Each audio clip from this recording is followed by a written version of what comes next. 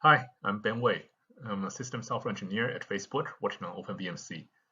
In this session, I will go over some of the NIC management and monitoring features available in OpenBMC for OCP 3.0 NIC, and how OpenBMC works with external infrastructure to better manage and detect NIC status and remediate failures. First of all, what is the motivation for NIC management and monitoring? For a lot of systems, NIC is a single point of failure. And in some designs, NIC is shared between servers and BMC, or sometimes multiple servers and BMC. So any NIC failure typically requires manual remediation, such as server reset or entire sled reset, if there's no automated remediation. So another motivation is to maintain BMC service availability. So for example, today, let's say BMC periodically pulls and retrieves sensor data. And let's say if BMC is unreachable, we cannot determine if BMC crashed or if BMC is still up and network is down. So let's say if BMC is up, but network is down. And if we had to reset the BMC or entire sled to recover the system, then everything that BMC has logged previously that's perhaps saved in RAM and hasn't been saved in persistent data structure is lost. So having BMC able to detect NIC down state and being able to auto-recover is a highly desirable outcome. Lastly, another motivation is for BMC to proactively push NIC health data and any other information to external dashboard so that anyone have an overview of free data and then triggers any auto remediation when possible. So some of this can all be done on BMC by itself, or sometimes BMC, it's actually better for BMC to work with external service to accomplish this. And the key here is, for example, sometimes BMC may not be able to drain the host and require external assistance. So this I'll cover more in the next slides.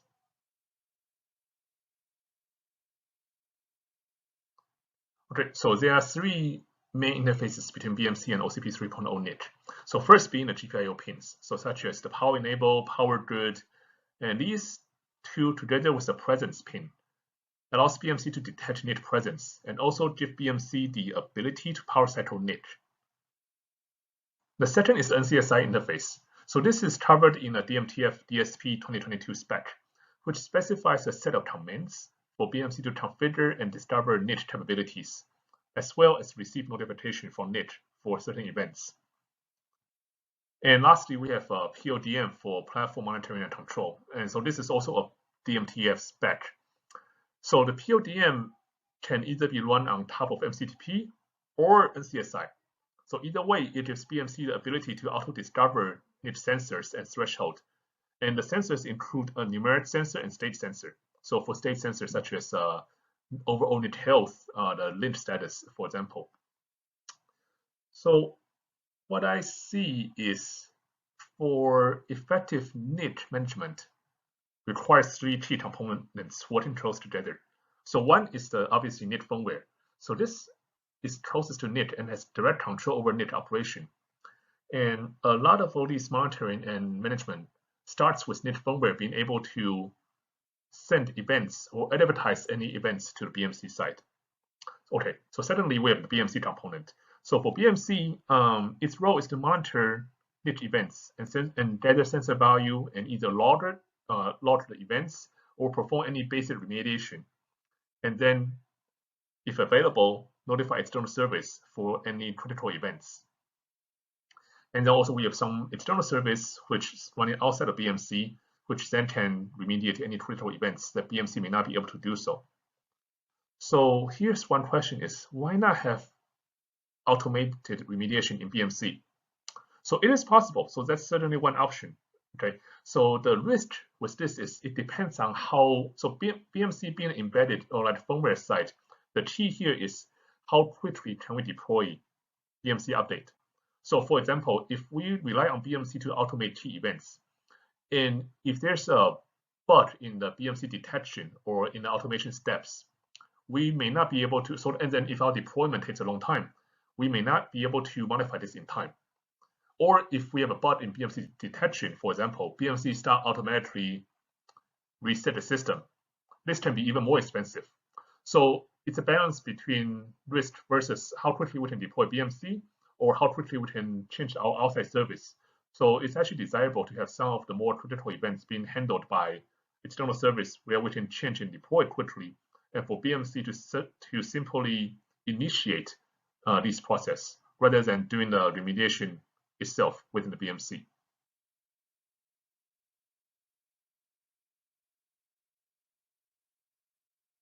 So this slide gives a high-level overview of NCSI control packets. So the NCSI control packets are carried within the Ethernet frame and can be distinguished via a unique ether type field.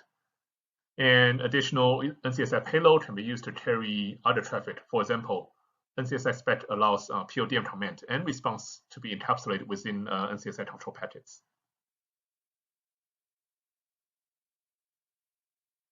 And this diagram shows the protocol hierarchy. So at the bottom layer, we have RMII and RBT, which is Ethernet. And so then we have NCSI control packets or pass-through traffic, which run on top of Ethernet. And we can have PODM, which are carried within the NCSI control packets. Okay, so for OCP 3.0 NIC host service, so the hardware GPIO pins enable BMC to improve NIC repair flow via host service. So what this does is we can swap and reinitialize NIC without powering down the hosts, without powering down the entire site, including BMC. So this can be done in a few ways. So one is BMC's GPIO daemon monitors NIC presence pin. So it knows when NIC is removed or reinserted. And one option is for BMC to provide a command to a user to initiate host service by sending a command to BMC, which then turns off the NIC. No, actually, so BMC will first notify the hosts connected to a NIC of the NIC service event. Host driver can take appropriate actions. Then BMC turns off the NIC, signals the user for safe removal, and any service technician can then remove the NIC, we've swapped it. BMC will detect NIC reinsertion and then performs NCSI reinitialization. So this brings the BMC link back up, then notify the host NIC driver, which then powers up which performs the NIC reinitialization on the host side. So all this can be done without powering on and off BMC and the host. Okay, next is the NIC status monitoring. So this is what I mentioned earlier that requires close interaction between NIC firmware and BMC. So there's a few ways for BMC to obtain NIC status. One is the polling link status via NCSI command and reinitialize the NCSI interface when link is down. So previously in previous OpenBMC running kernel 4.1, this is done in the user space daemon. So we have a user space daemon that continuously posts the link status. However, starting with kernel 5.0, with the new NCSI driver in the kernel, this is actually done in the Linux kernel. So any kernel version 5.0 and above, this is automatically performed by the kernel NCSI driver. It will hold the link status every second and then reinitialize if the link is down. So the second option is to subscribe to AENs. So these are the asynchronous event notifications. So these are basically any event that NIC firmware wants to send to BMC. So the NCSI spec defines, NCSI 1.1 defines the three standard AENs: the link down event, the driver status change, and config required. So from a BMC side, either we reinitialize the NCSI link when the link is down, or we log the event or basically log the event and timestamp. So additionally, the spec specify OEM AENs. So these are vendor unique. It's not standard. So each vendor has different implementation, but they can provide much more detailed event notification because the standard there's only 3 standard AENs. So any additional information, such as any warnings, any fatal errors, any critical temperature event, for example, can all it's up to the vendor firmware. It's up to the firmware to implement this as the OEM AEN and send notification to the BMC. And one more feature is the heartbeat AEN. So for critical error, for example, because there's no acknowledgement of AEN, AEN is a fire and forget one-way notification from NIC to BMC. there's actually no way for, so let's say if one AEN is dropped, BMC may not receive notification. So for any fatal error, there's actually an option for the NIT firmware to repeatedly send the AEN for BMC to take action. So let's say if this will require a NIT reset anyway, so NIT is not functional, so the NIT can send a heartbeat AEN to BMC to ensure BMC receive this notification and perform reset or other remediation. So another option is the PODM for event and sensor monitoring. So these actually require NIT firmware to support PODM over NCSI or MCTP, for example. So this actually provides additional sensor. And most importantly, these provide, so compared to the OEM AEN in the NCSI, this provides a standardized way because BMC can auto detect all the sensors. So via discovery, rather than try to having hard-coded commands in the AEN to detect based on certain vendors and use certain commands. So PODM provides a standardized way for BMC to discover NIC sensors. Okay, remediation options. So again, this requires close interaction between BMC, NIT firmware, and any external infra software. So earlier I mentioned on the role for NIT firmware to ensure all the events are sent to BMC. So either via NCSI AEN or PODM events, or which have option to do heartbeat AEN for fatal errors to ensure this notification does not get accidentally dropped. And the one critical feature for NIT firmware is to ensure out-of-band link is unaffected in any fatal errors. So for example, in a shared NIT situation, let's say if any host event causes NIT to become non-functional, it's highly desirable if NIT can still maintain a BMC link to outside, because this gives BMC an option to notify external service to come in and reboot either the host or the NIT, for example. So BMC can detect this. So let's say if we don't have this feature, okay, BMC can still receive notification from NIT for any fatal errors. However, BMC will not be able to notify outside world. So now the BMC options are limited. One, we will load everything in the persistent storage for future investigation, certainly. But let's say if BMC cannot auto-recover in this state, then we will still require external intervention. So some service technician will have to go physically reset the NIT. It's still better than no notification at all, but we lose the automated recovery method. So on the BMC side, okay, load critical events, load NIT firmware version, the timestamp, notify external service of failure if NIT is still up. Why not perform remediation locally? So this is something I covered earlier. So it depends on how fast and reliable we can deploy BMC and how configurable this is. For any auto recovery, can we easily enable and disable this feature in all systems in the fleet? If the answer is yes, then it's safe to auto remediate in BMC. But there's actually probably value to do this via external service for safety, for lower risk remediation. So that's why I list infra software as a third component in this ecosystem. Okay, so sample events and remediation, for example, BMC link down, NIT firmware update via in-band, any temperature sensor over threshold, and then any reboot events, any fatal error. For these, most important thing for BMC is log these events with timestamp and either perform reset or probably notify the external service if needed. And a lot of these events today in NCSI there's no standard way for this actually. All these are implemented via OEM commands and OEM AENs. So if we have a way to standardize this and for BMC to discover what NIT firmware supports, that will be a great feature to have in the future firmware. Okay, so here is the NIT management stack in OpenBMC. So here I'll briefly go over this. So everything is available on GitHub in the OpenBMC repo. So we have a kernel which initializes the NCSI interface and subscribe to AENs. On user space, we have two monitoring daemons. The GPIO-D monitors the GPIO pins to a NIT. NCSI-D is the main monitoring daemon, which detects the NIT firmware capabilities, monitors any NCSI events, and also performs the PODM sensor discovery and check any NIT status. And on user space, we provide a few command line utilities for user to, these are more for manual debug purpose. So user can use NCSI util and PODM util in OpenBMC to manually send any debug commands to NIC. Okay, so call to action. So some of these features I mentioned are not standard.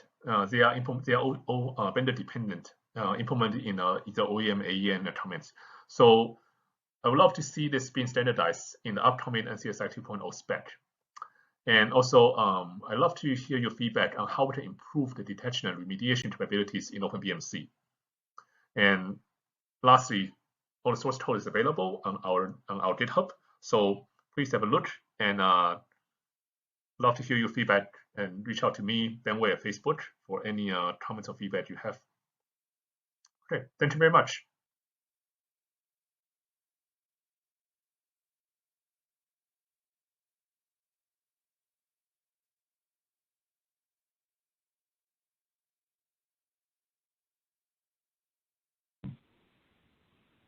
Hi, this is Ben.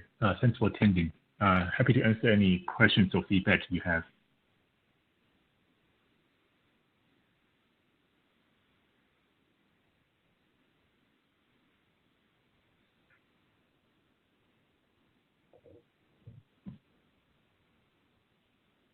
Okay, so I got a question about the remediation on the BMC side. So I think, so today, BMC does some of the remediation mainly for fatal errors for NIC. And so the reason why this is not handled in OS driver is sometimes the OS driver may not be able to detect this. So for example, and also it may not be able to send a command to the NIC. Let's say if the in-band link is down, so PCIe link to NIC is down, then we have that backup option to have BMC detect this option and send remediation via the NCSI. And the other challenge I see is if this is a multi-host NIC. So for example, you have one NIC acting as a switch being shared between multiple hosts. So in this case, I think it's good to have a BMC act as a central source of truth to manage the NIC as a shared resource between, let's say, 4 hosts.